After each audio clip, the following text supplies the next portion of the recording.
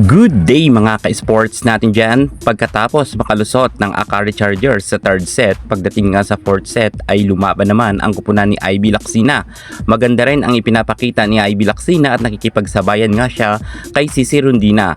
Maging si Gretchen Soltones ay umaariba rin ng scores, bagamat si Cici Rondina talaga ang superstar ngayong gabi. At syempre, lahat ng mga players ngayon pagdating dito sa Choco Mucho ay gumana nga. Kahit ang kanilang mga middle blocker ay talagang umi-score rin.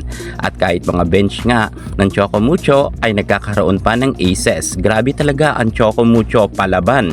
Eli Soyod, hindi umubra ang kanyang power sa kasalukuyan at nagtuloy-tuloy nga ang kanyang pagkaalat. At kita natin sa kanyang mukha kanina na talagang mukhang matatalo sila dahil nga wala talaga silang pag-asa dahil natatambakan nga sila. Medyo sunerte lang nga sila pagdating sa third set pero sobrang close fight talaga ang naging laban. At pagdating nga dito sa fourth set, kita natin na kahit si Coach Taka ay talagang napapatingin na lang sa scores dahil nga sa kalabangan nga. Micah Ortiz, gumana rin ang kanyang mga quick attack. Grabe rin ang ipinakita ni Ortiz, bagamat ang nasabi nating Akari ay lumaban naman pero kinulang talaga sila ng power. Hindi nila kinaya si Cici Rondina.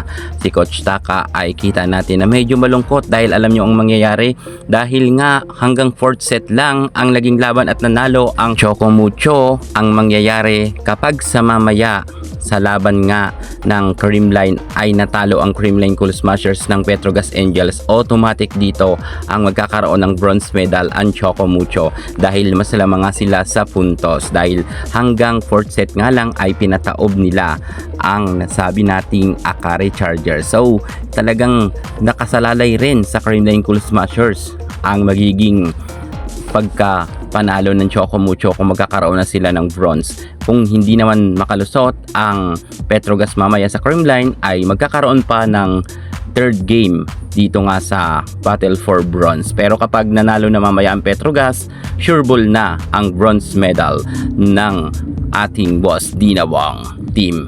Yan muna ang pinaka-latest natin sa mundo ng volleyball. Thank you so much.